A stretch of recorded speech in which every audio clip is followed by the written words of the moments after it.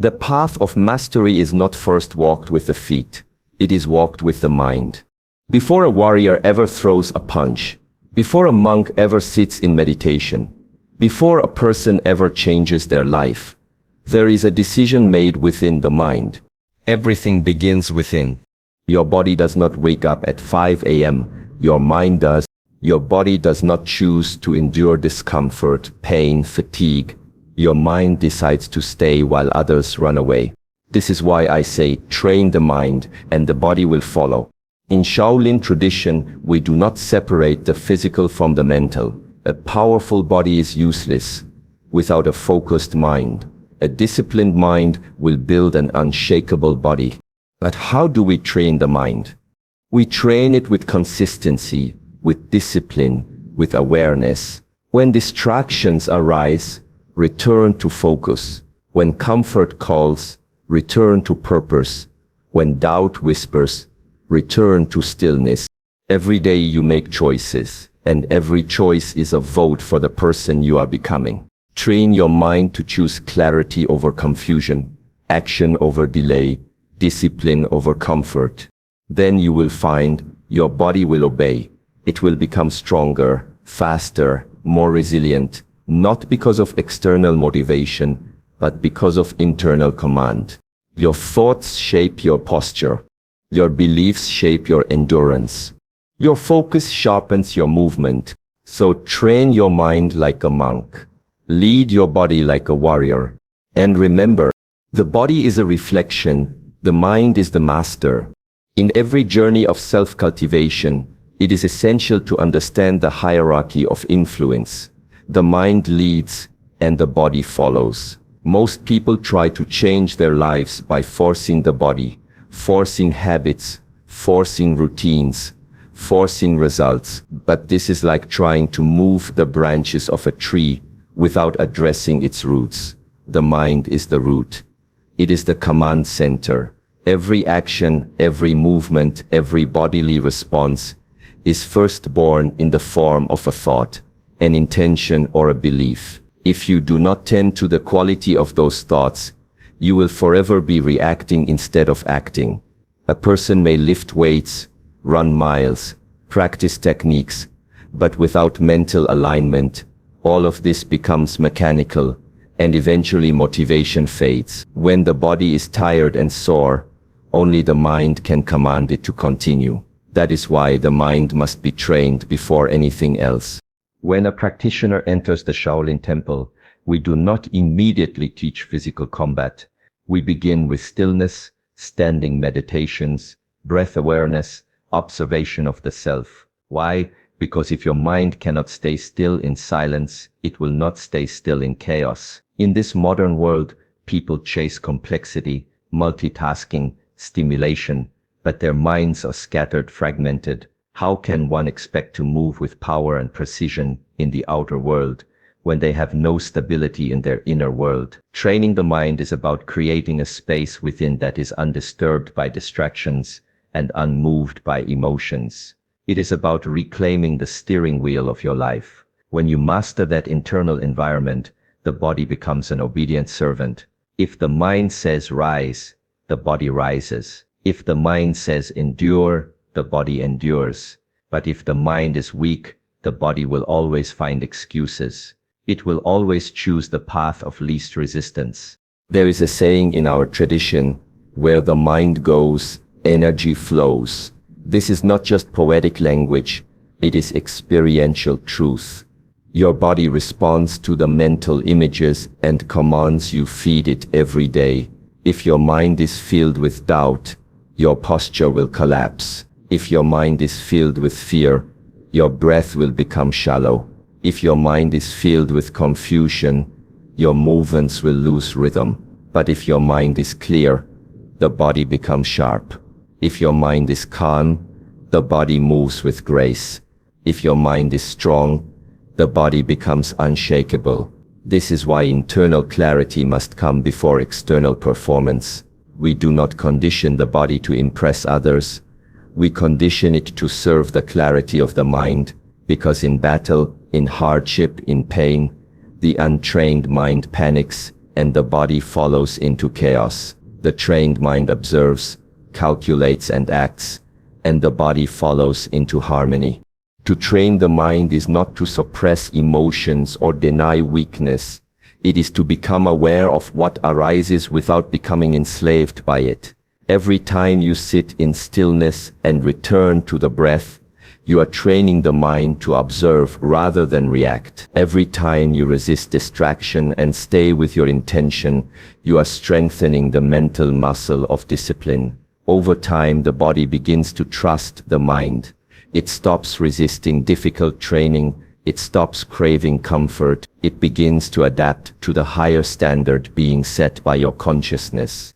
This is the true power of internal alignment.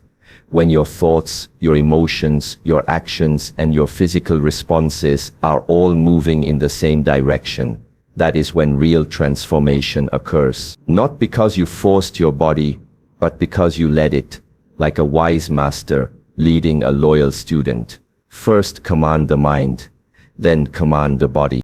In the beginning, many people rely on motivation. They wait for inspiration to strike like lightning, believing that only when they feel ready, when the stars align, when the mood is perfect, can they act. But this is a fundamental misunderstanding of human nature. Motivation is like the weather, unpredictable, unreliable, and ever-changing. Some days you wake up full of energy and purpose. Other days you feel heavy, distracted, or simply uninspired. If your growth is dependent on how you feel, you will live a life dictated by circumstance rather than intention. In our practice at the Shaolin Temple, we are taught early, feelings are visitors, but discipline is your home. You do not train only when you feel like it. You train because it is time. The bell rings and you respond, not because you are motivated, but because you are committed. Discipline is not loud. It does not scream like motivation. It is quiet, persistent, and unshakable. When others are sleeping, discipline wakes you. When the world offers comfort, discipline reminds you of your purpose. When the body protests with pain, discipline listens, but does not surrender. You see, discipline is a relationship between you and your word. It is not forced. It is earned. Every time you do what you said you would do, even when it's hard, you are strengthening this relationship. You are arguing to yourself that your actions are not governed by emotion, but by intention. And this is powerful, because a person who can act without needing permission from their feelings is truly free. The world will try to seduce you with convenience and ease. Discipline helps you stay awake amidst that illusion. It is the structure that holds your purpose together. Many confuse discipline with harshness or rigidity, but discipline is an act of deep self-respect. You do not push yourself because you hate yourself. You do it because you care about what you are capable of becoming. The one who disciplines their mind and body is not cruel but conscious. They see their potential and they refuse to betray it. At the Shaolin Temple, our discipline is not about external achievement. It is about internal alignment. We rise early. We move in silence. We follow rituals. Not because we are told, but because we have understood. Greatness is not built in the peak moments. It is built in the ordinary ones.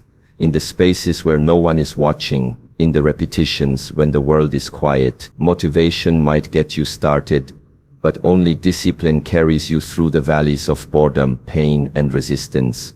And those valleys are where transformation lives. When you rely on motivation, you are reacting to life. But when you develop discipline, you are responding to life. One is fragile, the other is rooted. One comes and goes, the other stays. So ask yourself not what inspires you, ask what you are willing to do regardless of inspiration. True strength is not shown when you feel powerful, it is shown when you feel weak, and yet you continue. This is what separates the ordinary from the exceptional. The motivated person shows up when it's convenient. The disciplined person shows up every time. That is the way of the Shaolin. That is the way of any path worth walking. You may stumble, you may doubt, but if you are disciplined, you will always return. Not because it's easy, but because it is right. That is the quiet power that changes everything. In the world of external progress, many people measure success by sudden leaps, dramatic changes, rapid transformations, instant results. But when it comes to training the mind, such expectations become a trap. The mind is not trained through bursts of effort, it is trained through consistency. Repetition is the gatekeeper of mastery. The same way the river shapes the stone not through force, but through continual flow. Your mind is shaped by what you do and repeat every single day. One sitting of meditation will not bring stillness. One day of focus will not eliminate distraction. The mind, like the body, responds to routine. The more consistent your practice, the deeper your internal stability. This is why we say in Shaolin tradition, it is better to train for 10 minutes every day than for 2 hours, once a week. Frequency over intensity, repetition over randomness. Consistency is not simply about repeating an act. It is about building a rhythm. When we wake up each morning and return to our breath, when we bring our attention back to this moment again and again, we are engraving new patterns in the mind. Slowly, gently, we are replacing chaos with clarity and noise with silence. But this happens gradually, and many give up before they see the result. Why? Because the mind resists repetition when it does not see instant reward. The ego is impatient. It wants visible achievement, but the deeper layers of the mind are not interested in performance. They are interested in trust, and trust is only built when we show up repeatedly, especially when it's hard. Consistency becomes a message you send to yourself. I am here. I am not abandoning this practice. I am not abandoning myself. Over time, this reliability forms the foundation for peace, for power, for self-command. At the Shaolin Temple, our routines are simple, but they are non-negotiable. We sweep the floor, we clean the space, we sit in stillness, we move with awareness. These are not just chores. These are rituals. And what gives them power is their repetition. In the West, many people chase variety to escape boredom. But in the East, we embrace repetition to find depth. Through doing the same practice daily, you are no longer chasing stimulation. You are cultivating presence. Each movement, each breath, becomes more refined. You begin to notice subtleties that were invisible to the hurried mind. This is where true insight arises. The disciplined, consistent practitioner begins to understand that boredom is not the absence of interest, it is the absence of attention. When your mind becomes consistent, it also becomes patient, and in that patience, you unlock deeper layers of consciousness. That is why we train every day, not to become perfect, but to become present. Many people say they want a calm mind, they want focus, they want discipline, but wanting is not enough. Desire must be matched with daily devotion. A focused mind is not gifted. It is earned minute by minute, practice by practice. And if you skip one day, nothing happens. But if you skip one day every week, 1 week every month, the roots remain shallow. The consistency of your training is like watering a seed. You may not see it grow, but below the surface, something is happening. The roots are anchoring, and the structure is forming. One day, that invisible growth becomes visible strength, but only for those who stayed. The mind that is trained consistently becomes your greatest ally. Steady in chaos, sharp under pressure, unmoved by fear, and such a mind, once cultivated, becomes the very foundation of a resilient life. One of the greatest illusions in the modern world is the belief that the mind and body are separate, that they operate in isolation, as if one can be neglected without consequence to the other. This misunderstanding causes many to overdevelop the body while ignoring the mind, or to live in mental spaces while the body falls into disrepair. But in our Shaolin tradition, we do not see two entities, we see one integrated system. The mind is the general, the body is the army. If the general is weak, scattered, or unfocused, The army cannot perform with strength or precision. Likewise, if the body is exhausted, poisoned by poor habits, or left undisciplined, the mind loses its sharpness and vitality. A true warrior, a true practitioner of life, understands that harmony between mind and body is not optional. It is essential. They do not treat physical training as separate from spiritual cultivation. It is all one practice. When you train your body, you are simultaneously training your mind, and when you train your mind, your body naturally follows that frequency. The breath, for example, is the bridge between these two worlds. It is both conscious and unconscious. Every time you breathe deeply, you calm the nervous system and bring awareness to the present. This slows the mind, grounds the body, and unifies your attention. This is why in Shaolin Kung Fu, every movement is synchronized with breath and intention. A punch is not just a punch. It is the expression of a calm and focused mind through a disciplined and responsive body. And when the mind and body are in conflict, you can feel it. You hesitate, you rush, you feel clumsy, disconnected, reactive. But when they are aligned, you move with power and grace. You are not thinking, you are flowing. This unity is not mystical. It is trained, cultivated, and refined over time. In everyday life, we often notice the symptoms of disconnection. A person's posture reveals their inner world. Shoulders slumped, eyes downcast, breath shallow. These are not just bodily states, they are reflections of the mind. Similarly, a restless, anxious mind leads to physical tension, illness, and fatigue. We must stop treating physical health and mental health as two departments. If your mind is carrying stress, anger, or fear, your body absorbs it. If your body is malnourished, under-rested, or sedentary, your mind becomes foggy and reactive.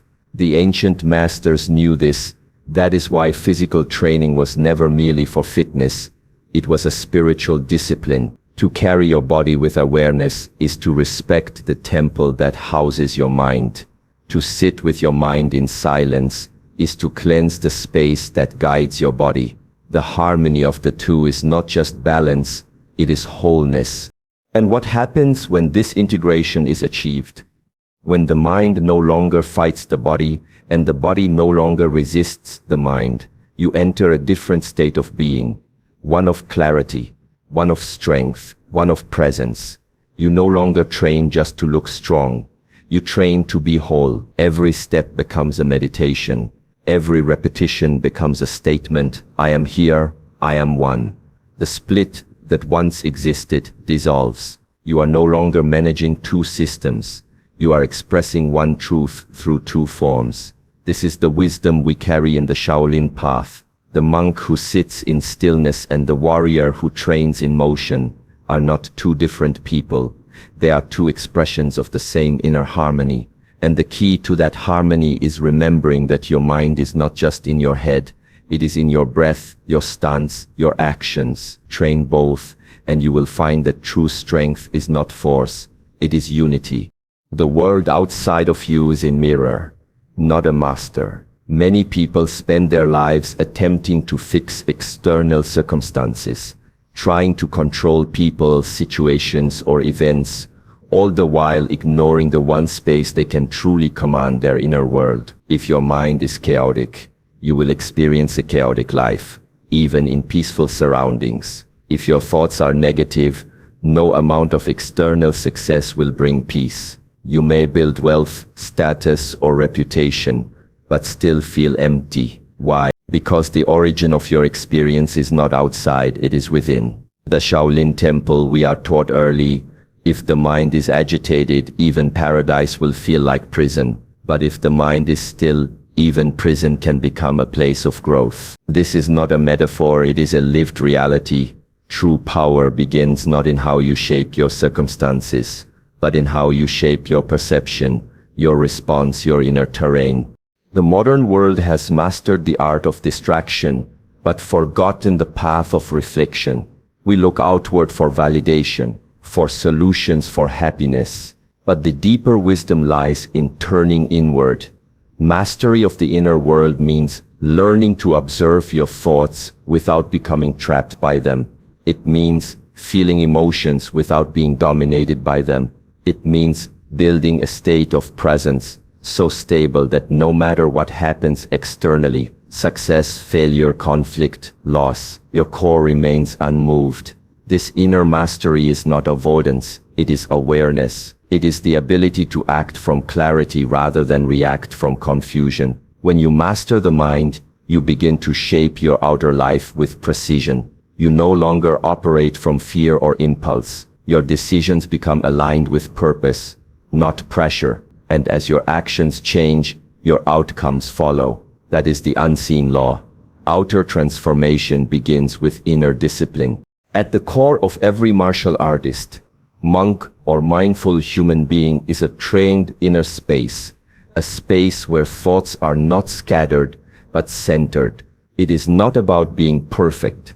It is about being intentional. Mastering your inner world does not mean that you never feel anger or fear. It means you are not led by them. You learn to pause before reacting. You choose your response with wisdom. This is the heart of all true power. A person who controls others may be strong, but the one who controls themselves is truly powerful.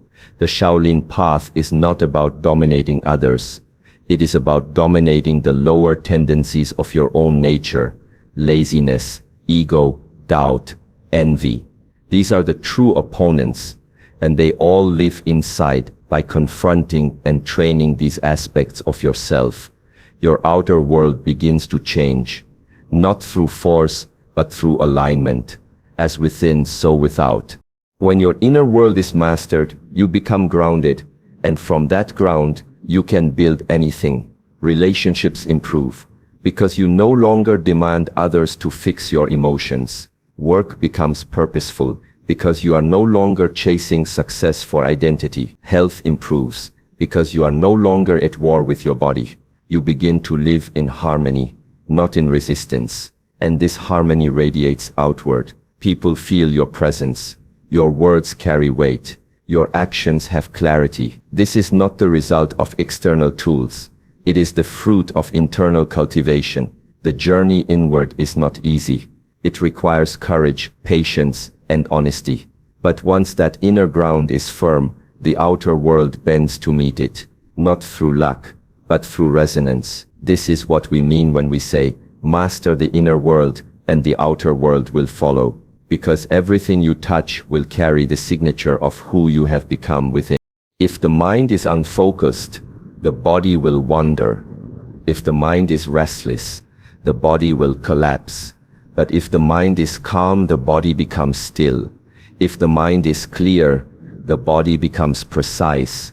If the mind is unshakable, the body becomes a weapon of peace. This is why we train not just to move, but to become aware of movement.